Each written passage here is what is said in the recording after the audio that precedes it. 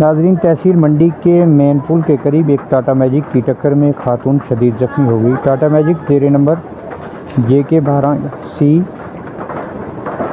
5004 کی ٹکر سے زخمی ہونے والی خاتون کی شناخت گلشن اختر زوجہ غلام محمد عمر 35 سال ساکنہ اعظم آباد کے طور کی گئی ہے، جس کو غلام محمد میموریل سب ضلع ہسپتال منڈی میں بنیادی علاج معالجہ کے بعد راجہ سکھدیو سنگھ ہسپتال پونچھ ریفر کر دیا گیا ہے۔